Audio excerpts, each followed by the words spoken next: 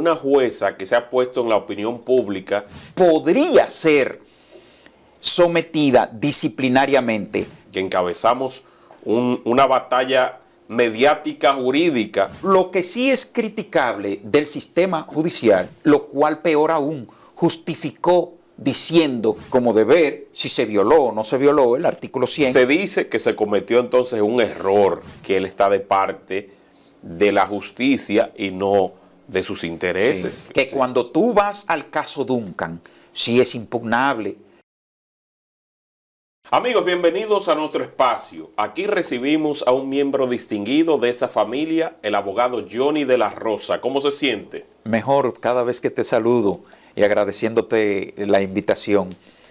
Claro que sí. Don Johnny es un hombre que ha tratado por todas las vías posibles de que se conozca el historial de una jueza que se ha puesto en la opinión pública, que ha captado la atención del pueblo dominicano por descartar evidencias importantes en el caso de Manuel Duncan, favoreciendo directamente a Félix Comprés para que no se presente la evidencia que se tenía a mano, que es el audiovisual, y también desfavoreciendo que la familia pudiera integrarse con querellas en ese mismo caso. Pero lo que queremos hacer a través de esta entrega es que sea el mismo don Johnny de la Rosa quien describa parte de los sometimientos que le ha hecho a esa jueza y el historial de ella, porque verdaderamente esto tiene que preocuparnos, la forma en que ella se ha manejado. Así que gracias, don Johnny. Bueno, te reitero las gracias por la invitación, y debo primero hacer una aclaración, que me voy a ceñir en relación a lo que viví y motivado principalmente por una queja que me conmovió cuando vi en una entrevista que le hicieron a la mamá de Duncan, donde ella se quejaba amargamente del tratamiento dádole a ella y a su familia en el desarrollo del juicio, diferente, según la señora, en relación al general Comprés. Y yo me vi en ese espejo, porque con conocimiento de causa, a mí me tocó, a propósito de dos recursos de objeción que cayeron muy coincidencialmente en el segundo juzgado de la instrucción del Distrito Nacional, que es el que ella preside, conocer uno referente al señor Luis Beltré, que tiene que ver Justiniano Montero, y otro respecto de la litis en sí que nos ocupa. Tengo para decirte que, en primer lugar, no se trata de que yo venga aquí a hacer leña del árbol caído luego de que se presenta una situación. No, sino que yo en su momento, quizás diferente a muchos abogados, yo actué en consecuencia. Veo ahora, creo que alguno de los abogados de la familia Duncan advirtió como que por lo que ella falló como juez, que es su derecho a tener esa opinión,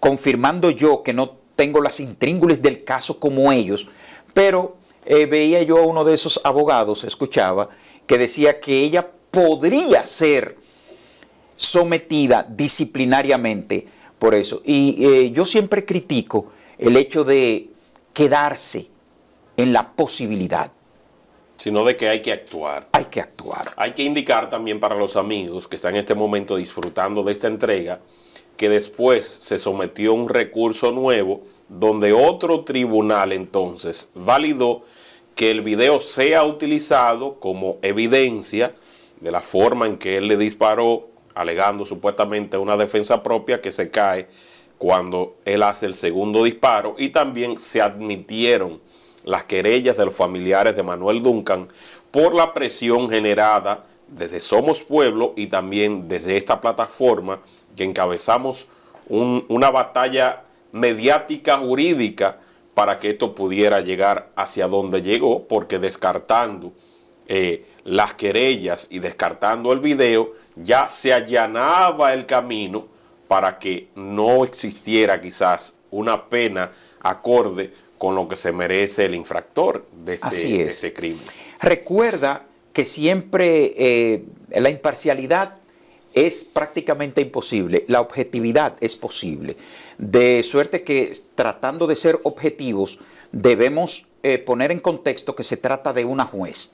Por eso nosotros debemos irnos antes que ella y no endilgarle toda la culpa a ella de un procedimiento que, según lo que tengo conocimiento, debió ir enderezado y no torcido desde el Ministerio Público.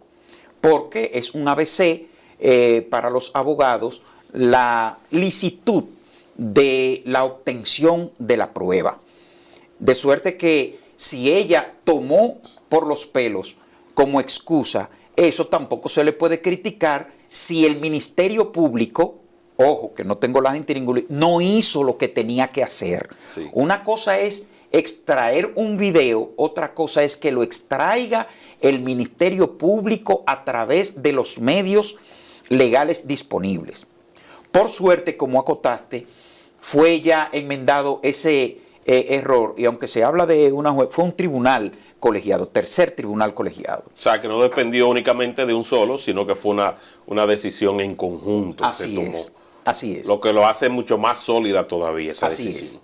Lo que sí es criticable del sistema judicial, y por eso yo me retrotraigo, que es lo que puedo hacer, lo que puedo rendir testimonio, guardándole el respeto a la magistrada Patricia, en cuanto dije, no se trata de un chivo al que tú destajas mitad y mitad y tú dices, aquella parte es mala y aquella parte es buena. No, sino es que para ser juez se necesitan ciertas características para las que humildemente yo, que no fui quien la eligió, que para eso es el consejo, pero entiendo que hay algo ahí que hay que revisar. Por ejemplo, cuando yo vi a la mamá de Duncan, yo me retrotraje a mi experiencia personal.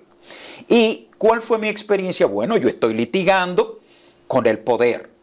Yo estoy litigando con quien en aquel entonces andaba para arriba y para abajo con Alexis Medina, un hermano del presidente. ¿Me explico? Entonces aquello se conjugó y tengo para decirte que en un 28 de agosto del año 2019, recuerdo como ahora, que, y ahí está eso escrito en el acta, que el saludo, el introito para disfrute de la contraparte, que la magistrada Patricia nos dio cuando fuimos a sustentar nuestros recursos de objeción, fue que ella tenía depositada del día anterior una sentencia disciplinaria que condenaba a unos abogados, refiriéndose al licenciado Gregory Castellanos y a mí, y que si no le traían una sentencia que contradijera esa, estábamos suspendidos. Oh. Ciertamente, cuando tú lees una cosa leída, eso pasa como ahora, cuando tú escuchas y solicitamos el audio, porque en materia penal debe ser grabado. Entonces, cuando solicitamos el audio, ese audio supuestamente tuvo problemas. Porque si tú lo escuchas, es ahí donde se ve quizás la temperamentalidad de la magistrada. Y por eso fue que yo hice causa común con aquella señora, porque en el devenir de todo el proceso, como te digo, intervinieron unas 3 recusaciones por motivos graves. Y entonces me reía yo a propósito de que cuando ella nos recibe con ese saludo, hacía acopio a la ley 319. Pero ella está haciendo acopio de una sentencia que ella tiene en las manos, pero que no advierte que en su dispositivo número 9 dice que la misma puede ser apelada, lo cual ocurrió, estaba apelada, y por eso quien te dirige la palabra y el licenciado Gregory Castellanos hemos seguido ejerciendo. Sino que fue algo apabullante, complaciente con la otra parte, y siempre le guardo el respeto de que quizás aquel poder le hizo el introito de que mira, para allá van Satanás. Quizás lo que ocurrió, estoy quizás especulando, pero lo cierto es que luego en el devenir de los casos, le doy ese reconocimiento, parece que advirtió que nada que ver con que uno rehuya un procedimiento, sino que cuando uno ve ese saludo, uno advierte. ¿Y sabes lo más grande? ¿Qué pasó? Lo más risible de todo, que aquella recibimiento, aquella parafernaria que ella ponía de la ley 319, cuando yo investigo, le pongo un querellamiento disciplinario, porque al tenor del artículo 100 de la ley 319, todo aquel funcionario público, como el caso de ella, que para cuya función se necesite ser abogado, debe estar matriculado en el colegio. Y ella no está matriculada. Tan simple como eso. Lo cual, peor aún, justificó diciendo que para la función que ella ejerce, el organismo para el que ella trabaja no se lo solicitó, pero que la ley es igual para todo. Y le hago referencia a eso y le pongo la querella porque ese fue el saludo que ella me dio. Entonces, o sea, le tiró piedra a un techo, no mirando que el de ella era mucho más fino. Y en ese caso, don Johnny, las leyes de la República Dominicana no admiten que alguien que no haya pasado por el colegio de abogados luego pueda ejercer como juez o como juez. Lógico, porque, o sea, te respondo negativamente por el hecho de que el artículo 100 de la ley 319 que crea el colegio de abogados es taxativo, es lato sensu y mandatorio en eso. Pero ¿qué acontece? Esa querella de que yo te hablo fue interpuesta, ¿sabes cuándo? El 7 de octubre del año 2021. ¡Wow! Luego, yo reiteré, porque ya la litis que yo llevo ya no está en manos de ella. Ya eso salió, una fue confirmada, la otra que tiene que ver con Justiniano, ni siquiera audiencia me fijaron, eso fue avasallante. Pero después yo exigí, requerí, solicité al Consejo del Poder Judicial que conozca de algo que yo he depositado. Porque cuando tú depositas algo ante una institución, hay dos caminos. O te dicen que tienes razón, o te dicen que no. Pero no puede eternizarse una situación que es la que yo critico de los abogados, no con relación a la magistrada Patricia, al sistema. ¿Por qué? Porque luego yo reiteré en varias ocasiones y en octubre del año 2022, la respuesta que a mí me dio la Inspectoría y el Consejo es de que se está investigando. Una cosa tan simple como de ver si se violó o no se violó el artículo 100 en virtud de esa certificación emitida por el Colegio de Abogados. Entonces, de lo que se trata es no de personalizar la situación con lo que yo estoy atestiguando de la magistrada Patricia Padilla. ¿Por qué? Porque yo tuve los recursos y por lo menos lo intenté. Yo ahora no estoy haciendo del árbol caído de decir, mira, esa magistrada está en la pared. No. Te estoy diciendo desde el tiempo en que yo ejercí el derecho. Lo que se está denunciando es la práctica, no a la persona. Exacto. Sino su ejercicio dentro de los tribunales. Claro. ¿Y por qué te digo esto? Porque en el actuar de los colegas, de los abogados, quizás entendible, porque vivimos de una profesión que depende mucho de las decisiones de los jueces. Pero hay un deber social. Si tú te topas, me imagino yo, el caso Duncan, como tú advertiste, tiene un alto grado de publicidad, de atención social. por lo que pasó, por lo que todo el mundo ve en el video. Pero, ¿tú sabes cuántos casos se conocen a diario en ese segundo juzgado de la instrucción? ¿Cuántos en promedio? Bueno, en promedio cuando yo iba eran de 4 a 6, oscilaban, de 4 a 6. Pero ahí en el caso mío, no eran, por ejemplo, revisiones de medidas, ni nada, porque es diverso, sino objeciones, pero son diversos los que conoce.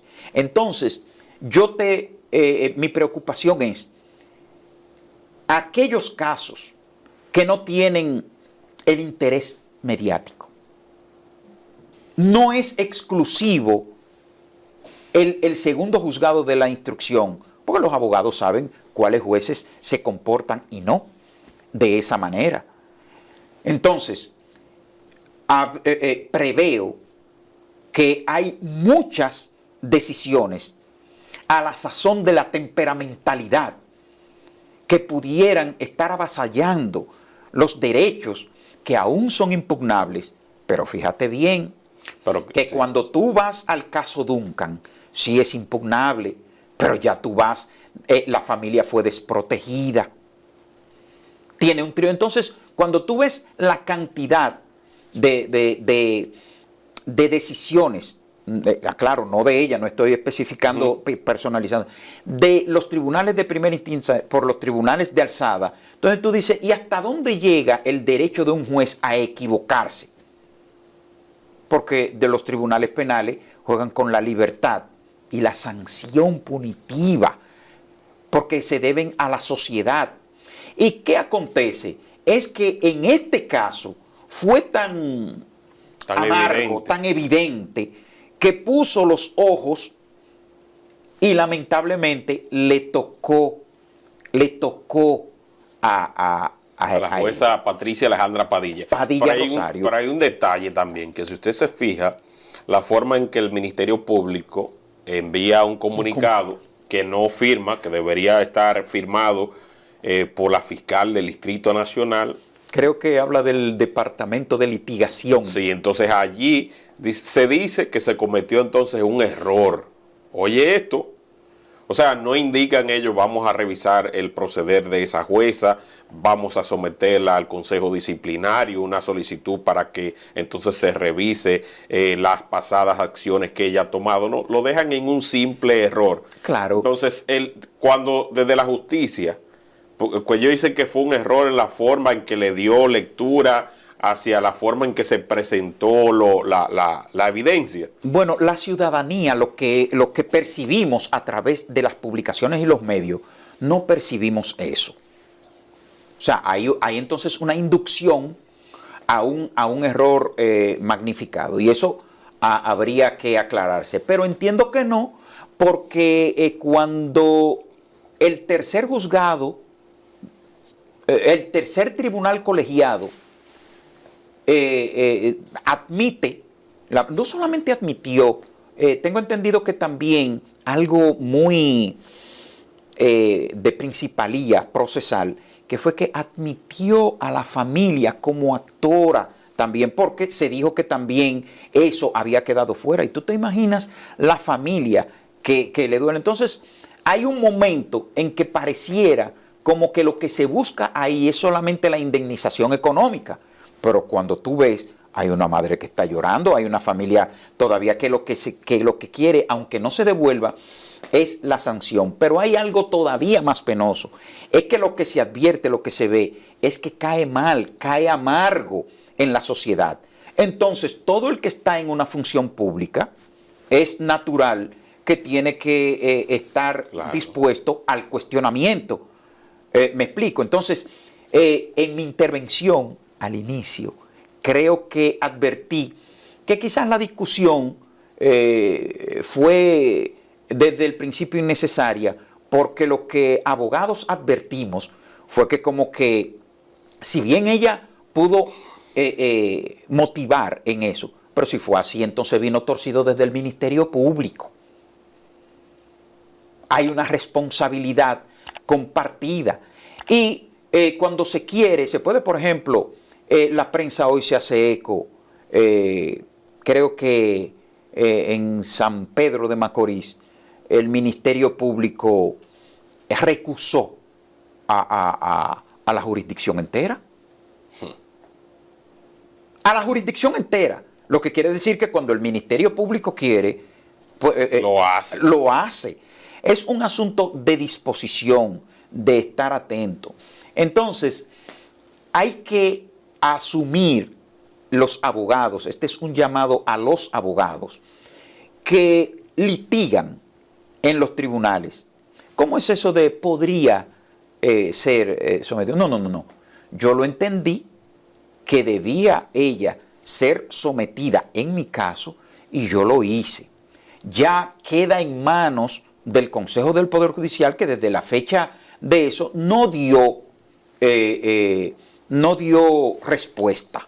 Y obviamente mi interés se apaga cuando a propósito de mis casos y lo que yo esperaba, bueno, por lo menos ella entendió que debía aplicar derecho por lo menos en uno, porque en el otro donde tiene que ver Justiniano, tú dices, bueno, hasta humano es que no le va a clavar el cuchillo a su superior jerárquico, lo cual no tiene nada que ver, porque todos somos iguales ante la ley, independientemente del puesto que usted ocupe. Entonces, los abogados que litigan en ese, como en otros tribunales, y para ejercer, para dictar sentencia, usted no tiene que maltratar a nadie. Usted no tiene que hacer que una madre en sufrimiento se queje de esa situación. Que tenga que salir a los medios a dar gritos, a gritar y a suplicar justicia. Claro. Eso es penoso. Penoso. Entonces, o sea, sobre el dolor ya de haber perdido a un ser querido, que tú tengas que hacer un mediatur para que a ti se te cumpla en la justicia. Claro, eso no está bien. Sí, no está bien. Inclusive, debo decirte algo. Tú sabes, como la hormiguita. Mira, aquí tenemos un colegio de abogados, pero que tú ves como que las cosas de que se ocupe ese colegio de abogados son como por pinzas. Y entonces cada vez que tú ves alguna acción del colegio de abogados, es como personalizado en la persona del presidente del colegio de abogados. Un caso típico. En el día primero pasado de este mes, ante la segunda sala de la Corte de Apelación, de la Cámara Penal de la Corte de Apelación del Distrito Nacional, me tocó conocer una audiencia en la que el presidente del Colegio de Abogados, Miguel Surún Hernández, el consultor jurídico de esa institución, Manuel Emilio Galván Luciano, y otra persona estaban siendo objeto como querellados de un recurso de apelación que yo interpuse respecto de una resolución muy benigna que los descargó. Pero tú sabes de qué se trataba. ¿De qué? De que yo los acuso de que usurpan, promovieron la usurpación de la profesión de abogado, el presidente del colegio, a propósito de que llevan una persona a litigar conmigo que no era abogado. Y por eso fue bajado de cosas. En marzo de este año, la Suprema Corte de Justicia emitió un memorándum a todos los jueces haciendo ese llamado. Mira, para la representación se necesita ser abogado. O sea, que oye la vigencia de lo que tiene eso. Y la querella que yo puse data de por allá del año 2019. Y mira, todavía en marzo hay un memorándum que pasa eso. Bueno, queda en estado de fallo el día primero por la segunda sala. O este martes 6, tú ves que entonces Surún Hernández hace una marcha promovida por el colegio solicitando fondos para el Poder Judicial. ¿Cómo?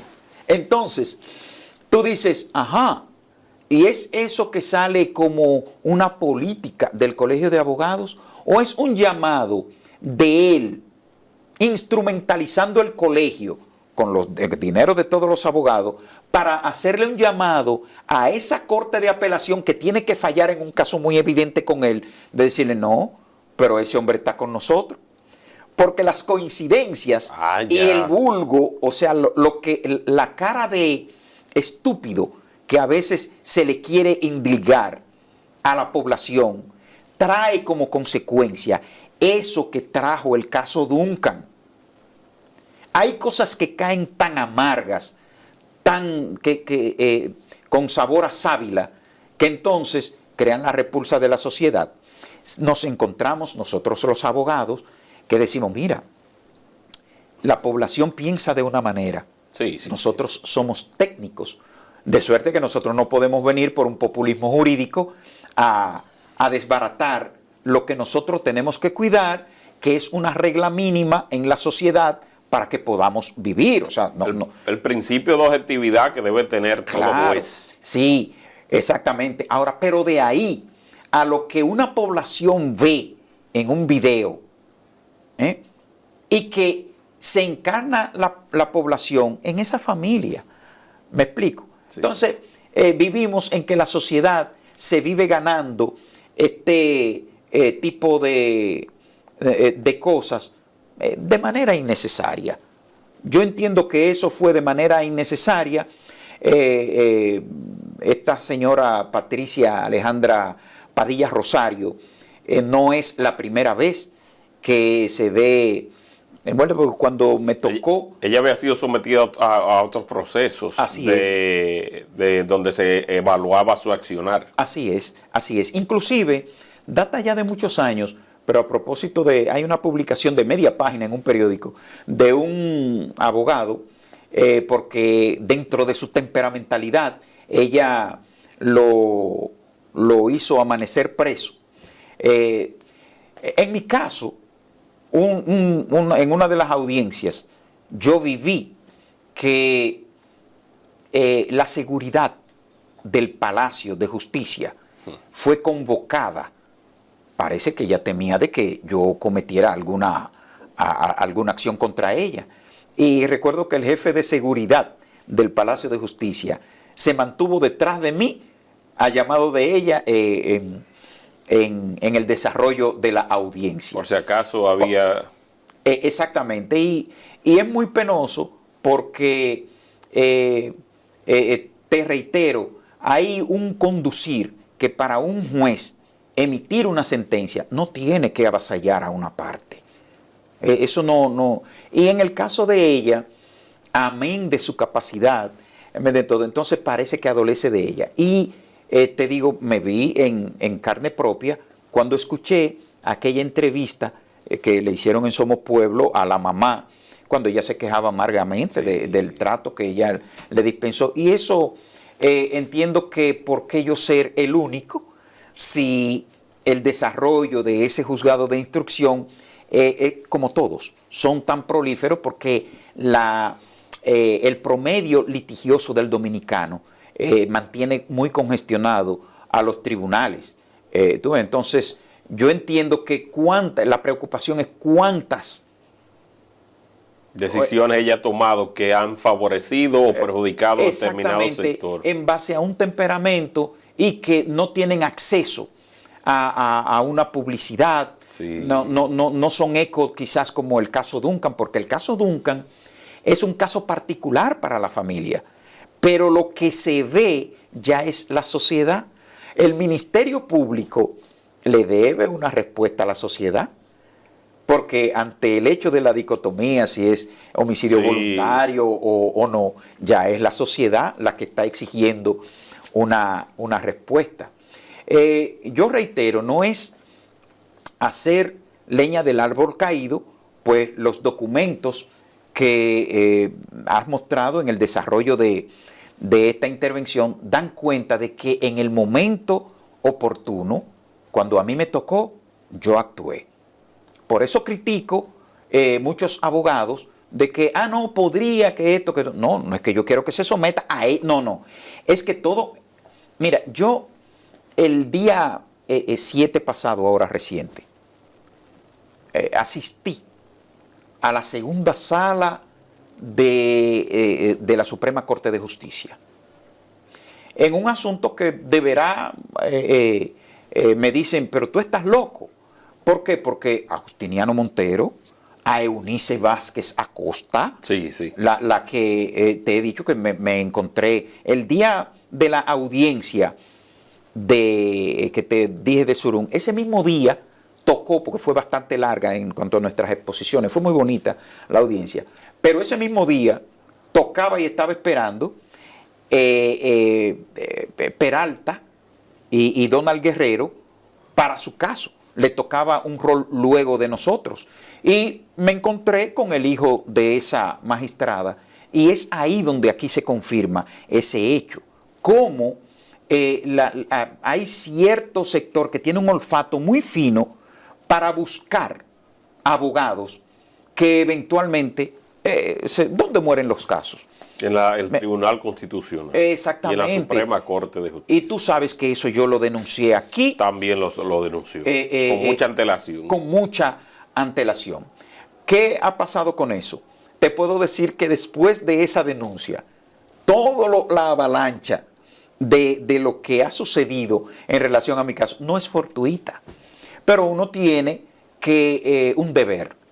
Me explico. Y es lo que yo critico de los demás colegas que ven situaciones a diario y no las denuncian.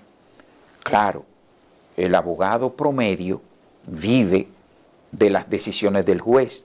No quiere enfrentarse al árbitro. Claro, claro, pero eso es una... Y también hay algo que se justifica todavía más.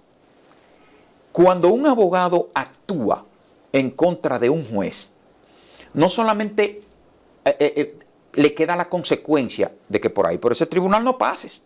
Sí. Pero es lo amargo que queda, es la respuesta que recibe del órgano ante el cual tú denuncias. ¿Por qué?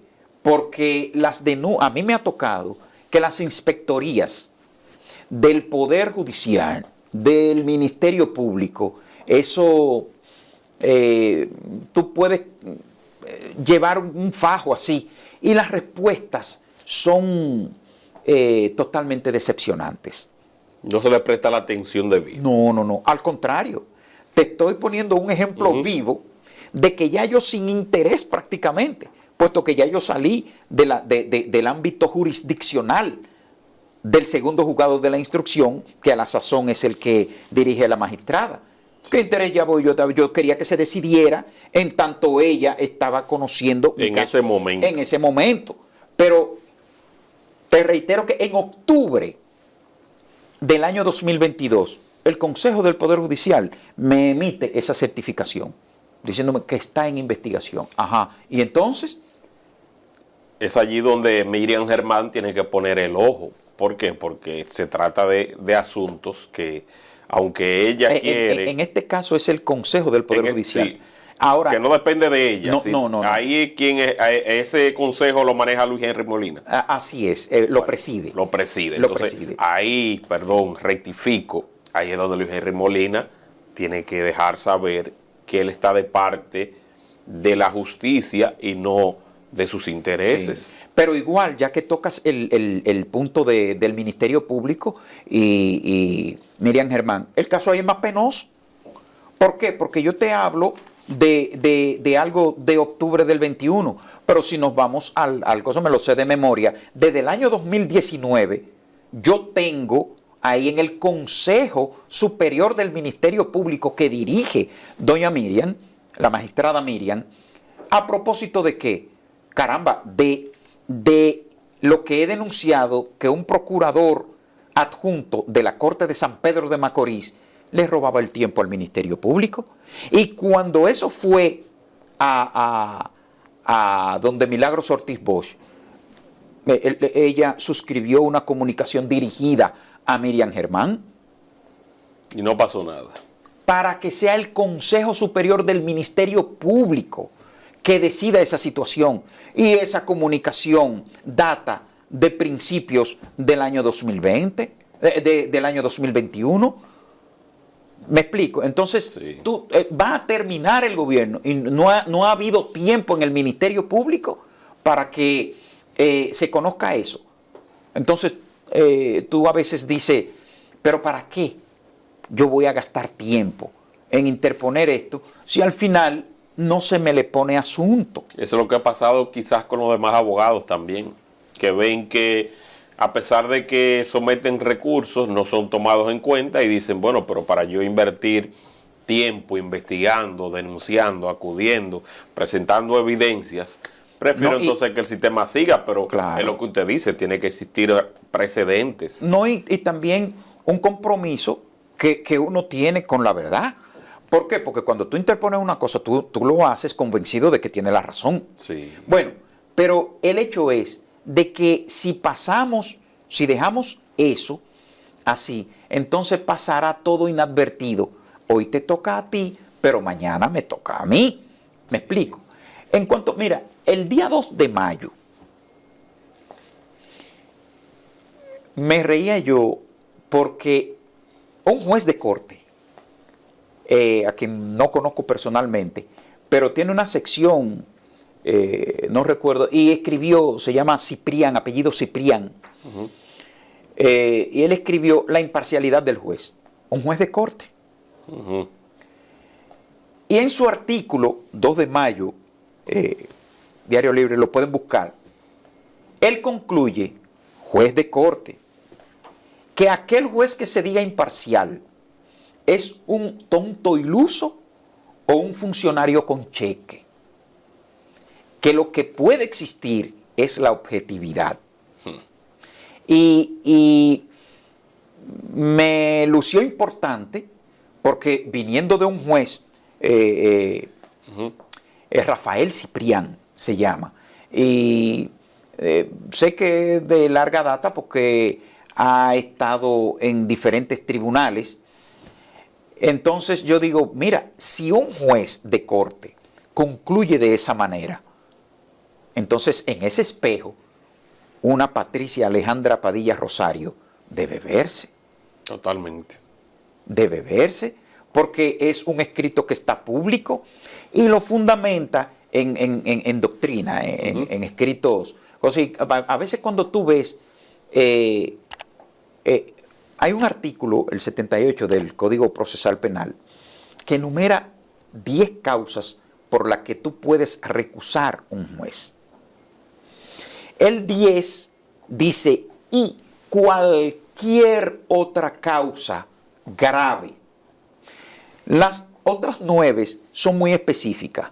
Que el juez le deba a una de las partes, que sea hermano. O sea, son cosas como que tenga un vínculo, exacto, que el juez se haya pronunciado en otro espacio, exacto, fuera del tribunal, sí, que haya opinado públicamente como ha ocurrido y como se ha dado sí, de algunos cerca bueno, con el mismo caso Duncan.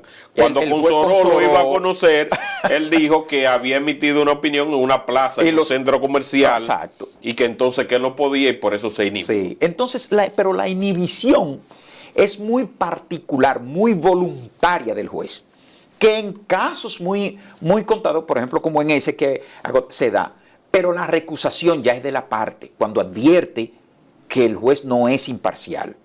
Bueno, las recusaciones que contra la magistrada Patricia Padilla, yo creo que si no es la que más, es una de las que más. Sin embargo, la Corte ha determinado que las causas, por ejemplo en mi caso, que fueron 3, que yo interpuse, ninguna se ajustaban, ninguna. Oye esto, que ninguna. Pero yo hacía acopio del inciso 10 de ese artículo y cualquier otra causa grave. Pero para las Cortes, cuando se trata de amparar a un juez, porque mal entienden, que un abogado lo que está es siendo temerario, buscando excusas. Está incidentando los procesos. En mi caso, es el caso más palpable de que no. ¿Por qué? Porque aún existiendo esas causas que yo te digo, 3 recusaciones, la magistrada Patricia Padilla, debo reconocerle eso, cuando vio lo que había en el expediente, falló a mi favor. Uno de ellos, porque el otro, te digo, San sí. Justiniano no podía ni por asomo tocarle. Aquello fue que yo apelé y la Corte ni siquiera fijó audiencia para eso. O sea, entonces ese protectorado que estamos haciendo a la figura del juez, hay que tener cuidado. Porque, por ejemplo, estamos hablando de la figura procesal de la recusación inserta en el artículo 78, pero eso es para los jueces de Suprema Corte de Justicia hacia abajo. ¿Sabías que los del Tribunal Constitucional ni siquiera pueden ser recusados? Ay, no sabía esa parte, ¿no? Así es. La ley que crea el Tribunal Constitucional les da a ellos la prerrogativa, si quieren, si lo entienden ellos conveniente, de hacer lo que hizo Consoró. Pero jamás, pueden a ser esa recusados. materia, jamás pueden ser recusados. Y hay que tener pendiente, sí, que cuando tú recurres, tú no recurres la persona. Eso hay que tenerlo pendiente. Es la acción. Es la decisión lo que se recurre. Ahora bien, tú tienes que tener derecho.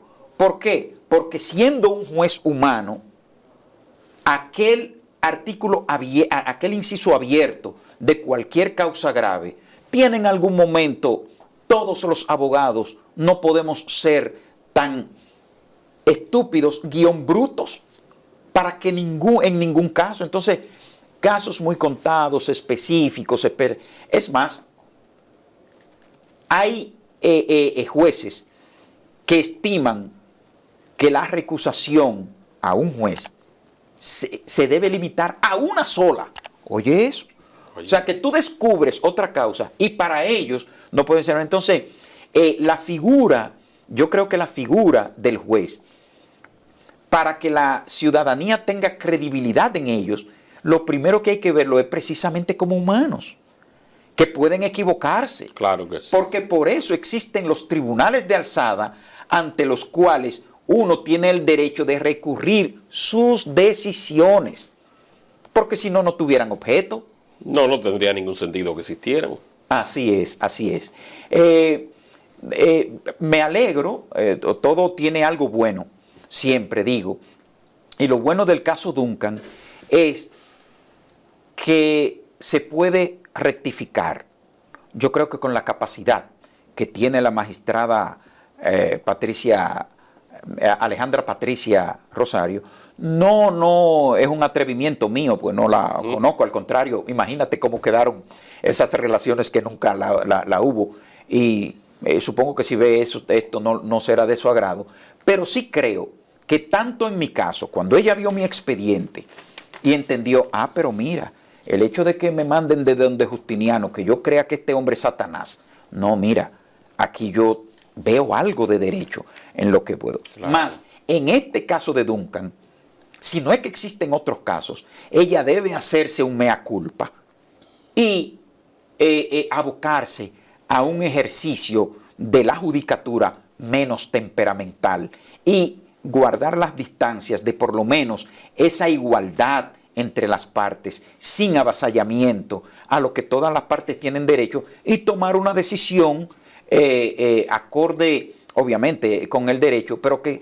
ninguna de las partes se vea en la lastimosa necesidad de lo que se vio la familia Duncan. Sí mismo es, don Johnny. Muy lamentable. Agradecerle a usted, don Johnny de la Rosa, un abogado nuestro, un abogado de la familia, alguien que goza de nuestra admiración por la forma que se ha manejado en los tribunales de la República Dominicana, y que él ha expuesto la situación de lo que vivió en el pasado con esta jueza Patricia Alejandra Padilla Rosario, que hoy día es objeto de que la sociedad dominicana entienda de que tuvo un mal accionar al descartar evidencias fundamentales en el caso de Manuel Duncan, quien falleció a consecuencia de una pelea, una trifulca que tuvo en un restaurante conocido de comida rápida de la ciudad de Santo Domingo, ubicado aquí en la Núñez de Cáceres, y donde allí se encontró con Félix Alburquerque. Con Pres. Entonces allí le dio unos cuantos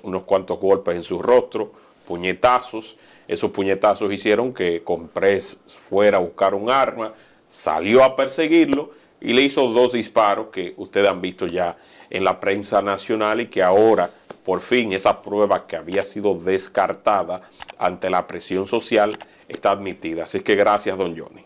A ti, Peguero. Recuerden compartir este contenido para que llegue a mucho más personas. Bye, bye.